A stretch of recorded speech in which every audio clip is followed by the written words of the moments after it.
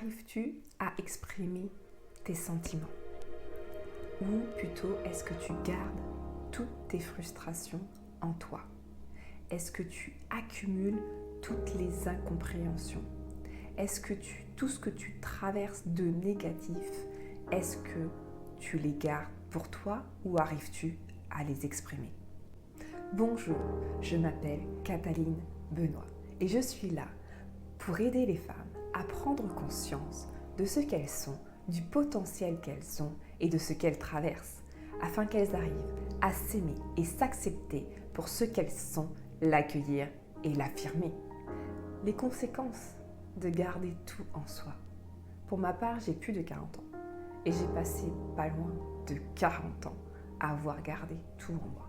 Garder vraiment toutes les frustrations, tout ce qui pouvait me concerner personnellement et qui pouvait me toucher vraiment au plus profond de moi. J'ai tout gardé, mais vraiment tout. Rien, je n'ai rien exprimé. Même à mon entourage proche, je n'exprimais rien. Les conséquences, c'est qu'en fin de compte, tu n'arrives pas à avancer. Tu n'arrives pas à faire face en fait aux difficultés. Tu n'arrives pas en fait à aller au-dessus de tout ça et de pouvoir vraiment te faire confiance, en fait. Vraiment, la base, c'est ça. Tu n'arrives pas à te faire confiance, donc du coup, tu n'arrives pas à faire confiance aux autres.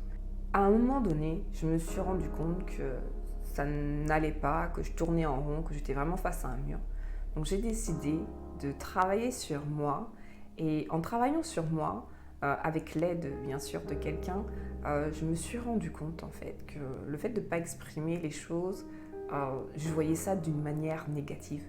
Je voyais ça d'une manière d'être faible en fait, d'exprimer mes émotions, de montrer ma vulnérabilité et surtout que oui, c'était simplement purement pas possible en fait. C'était trop fort, c'était vraiment oppressant de pouvoir réussir à m'ouvrir en fait à quelqu'un. Après, bien sûr, on ne peut pas s'ouvrir à n'importe qui. Il faut réussir à pouvoir trouver quelqu'un en qui on arrive à avoir confiance, mais la confiance, effectivement, elle se gagne. Et c'est de pouvoir trouver quelqu'un qui va pouvoir savoir t'écouter, m'écouter, sans jugement, sans porter de jugement. Et ça, c'est difficile, effectivement. Et là intervient une autre étape du lâcher-prise. Donc là, il a fallu, effectivement, que je lâche prise et que je puisse trouver cette personne pour pouvoir commencer à m'ouvrir sur certaines situations. Et bien souvent, en fait, on se fait des fausses croyances. On croit qu'effectivement, la personne va nous voir d'une certaine manière ou penser négativement d'une certaine manière à s'ouvrir sur ce qu'on est en train d'exprimer. Et en fait, c'est complètement l'inverse. On trouve vraiment quelqu'un qui sait écouter, qui sait vraiment nous aider et nous conseiller et ça fait du bien. Et quand on arrive à faire ça, effectivement, ça fait vraiment du bien. On arrive à évacuer, on arrive à avoir en fait un retour sur ce que l'on vit et ça nous permet en fait d'avancer. Le fait d'avoir lâché les choses, d'avoir exprimé les choses, ça nous permet de voir autrement et d'avancer.